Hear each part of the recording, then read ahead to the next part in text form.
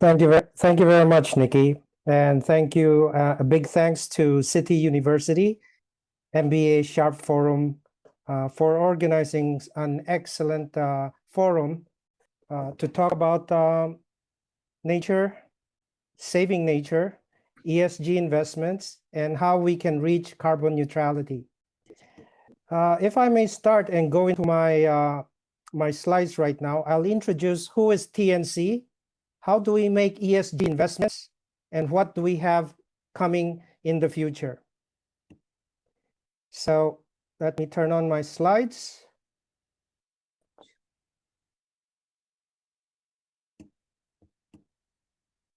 A second.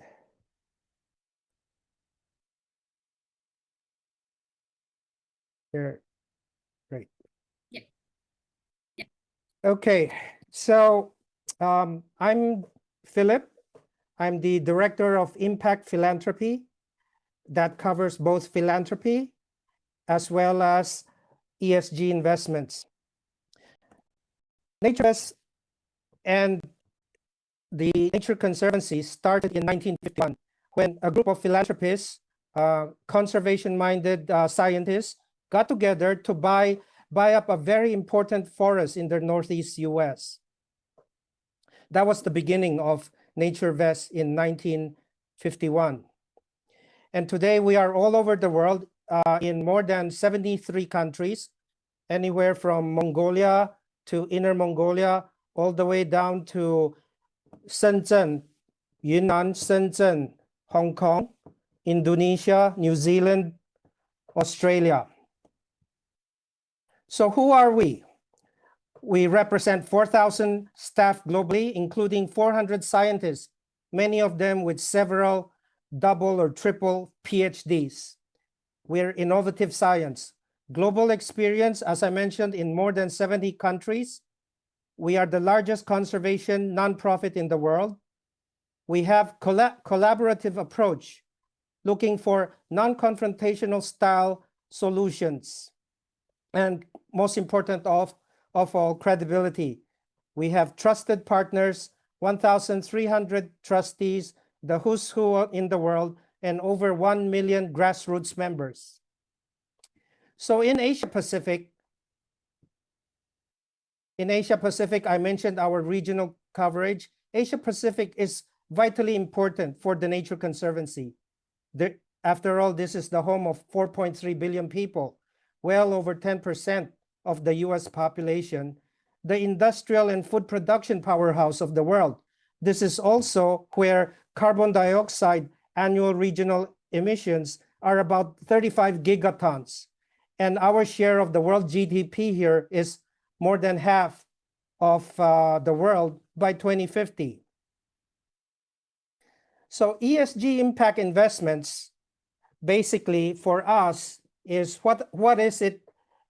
It's about delivering alpha or outsized financial returns, at the same time providing positive environmental and social impact.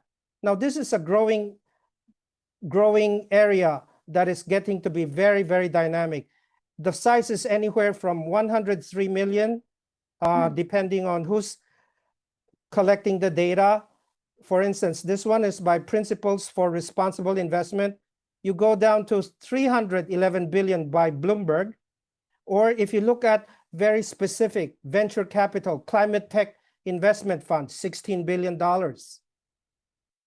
So what is impact philanthropy versus traditional philanthropy versus impact investing? Well, everybody should know traditional philanthropy, right? It's dollars that fund conservation activities and outcome. As philanthropy definition implies, it's without financial gains. Impact philanthropy is innovative finance structure to go to scale and sustain conservation impact. Impact on project can lead to financial independence. Again, no financial gains. And this allows sustainability because you don't need to go to the donors every year for another new check. Hopefully, when they sustain, the money can keep recirculating to various impact projects. And finally, we have impact investing, structured investment products that support conservation projects at scale. It produces profit for investors. It has personal financial gains. And NatureVest is TNC's in-house impact investing arm. So at NatureVest, we were established in 2014 to develop and support a portfolio of investments that deliver conservation at scale. And we help our partners originate, structure, fund, and close a portfolio to date, 12 investment vehicles. As of last year, we had about $1.3 billion of committed capital. Today, we already have $2.5 billion committed capital. And it started just 7 years ago with a $2 million seed funding from a global US financial bank, plus a wealthy family office putting in another 25 million. And today that has grown to 2.5 billion in committed investment capital. The outcomes are already visible. 215 hectares of land under protection, 3 times the size of Singapore. 410 square kilometers of ocean under protection, 4 times the size of South Korea. 1 billion gallons of increased environmental freshwater flows.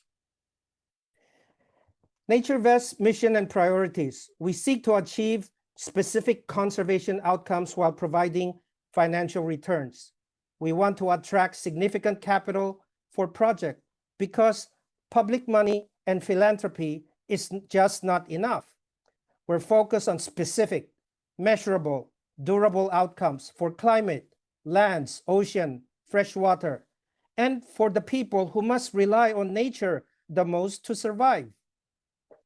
We concentrate on science and execution capacity, apply global capabilities to strategies that can change our course away from a bleak future, one defined by biodiversity loss, food and water scarcity, pollution and climate impacts.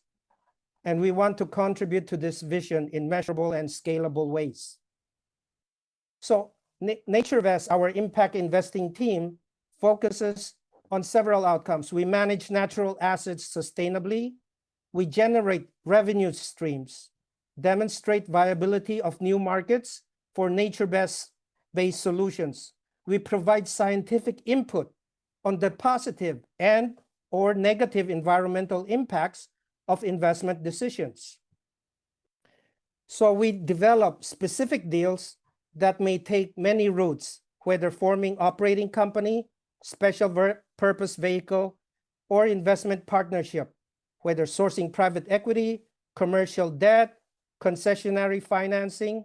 Deals range from the familiar to the established asset classes. So this is our current portfolio right now, both exited as well as newly launched. They're across the world, and several of them can be covers more than one category, whether it's healthy forests, clean water, habitat and biodiversity, healthy oceans, and sustainable food systems. We have various case studies. In the US, Northeast Cumberland Forest, we closed in 2019, debt equity, 130 million. Outcomes to date, 22,000 acres, protected forests, very important river watersheds. We won this as Impact Fund of the Year. We have in Murray-Darling Basin, a balanced water fund. This covers about $19 billion of agricultural production, 1/3 of Australia's food supply. We are providing, as a result of this, 7 gigaliters of water delivered to ecologically important wetlands and clean water.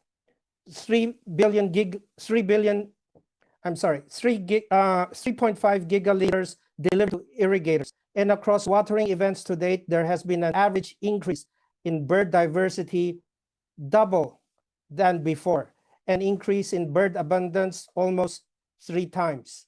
And this is an debt equity portfolio, 27 million, closed in 2015. So these are our pipelines that are coming. across the region in Asia Pacific, not including the rest of the world. The pipelines include Blue Carbon Covenant Fund in Australia, forest assets in Indonesia, Aquaculture Fund region-wide, Climate Smart Indonesian Sustainable Debt Fund, Regenerative Agriculture in New Zealand, Project Finance for Permanence in Mongolia. So current open funds that we are actively working with our general partners, in all these cases, we are the conservation advisor. The general partner and investment advisor who is licensed are several, and they have track record. Africa Conservation Communities Tourism Fund, investing in Eastern and Southern Africa to support eco-safari and eco-tour companies during this period of COVID using bridge loans. So this is a private debt fund. Our general partner and investment advisor, portfolio manager is Third Way Africa Partners based in the UK and Africa. And we also have a Blue Revolution Fund investing in fisheries, aquaculture, fish farming, seaweed farming across the Atlantic, Southeast Asia, Pacific Oceans. Our general partner is Hatch Blue Investments, based in Oslo, Singapore, and Honolulu. So we have an execution strategy. Most important of all is we bring TNC's, the Nature Conservancy's existing deal pipeline to market, provide early stage support to identify conservation solutions that could be supported by private finance, provide guidance and resources to develop new business models and financial transactions, structure financial deals to enable large-scale private investment for conservation projects, and finally, work to influence the broader impact investing marketplace. 3 important key lessons. We limit novel elements and risk factors. Investors, as we all know, are risk averse. So we keep it the same, but we improve it. Identify path to scale for pilot projects.